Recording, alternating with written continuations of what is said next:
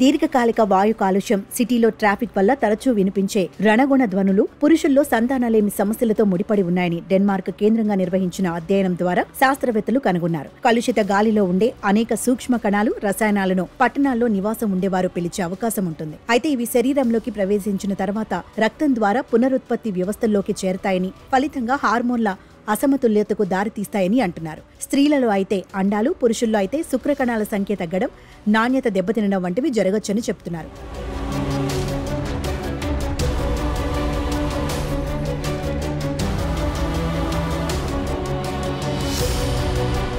ఇక వాహనాల రణగుణ ధ్వనులు, ఇతర శబ్ద కాలుష్యాలు కూడా ఆరోగ్యం మీద ప్రతికూల ప్రభావం చూపే అవకాశం ఉందని శాస్త్రవేత్తలు చెప్తున్నారు. ఎందుకంటే ఇవి స్ట్రెస్ హార్మోన్లను ప్రభావితం చేస్తాయని, తర్వాతి హార్మోన్లలో మార్పులకు కారణమై సంతాన సామర్థ్యాన్ని దెబ్బతీస్తాయని చెప్తున్నారు. అధ్యయనంలో భాగంగా డెన్మార్కుకు చెందిన శాస్త్రవేత్తలు ఆయా వ్యక్తుల జీవనశైలి, ఆరోగ్యం, నివాస ప్రాంతం, కుటుంబ పరిస్థితులను పరిశీలించారు.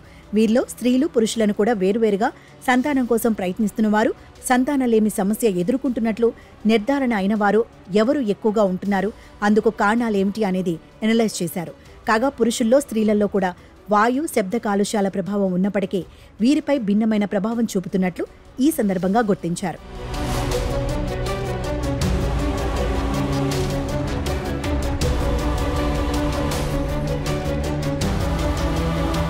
మగవారిలో గాలి కాలుష్యం, మహిళల్లో వాహనాలు, ఇతర శబ్దాల కాలుష్యం సంతానలేమికి కారణమవుతున్నట్లు పరిశోధకులు అంటున్నారు. వరల్డ్ హెల్త్ ఆర్గనైజేషన్ నిర్ణయించిన దానికంటే కూడా పెరుగుతున్నట్లు రీసెర్చర్స్ తెలిపారు.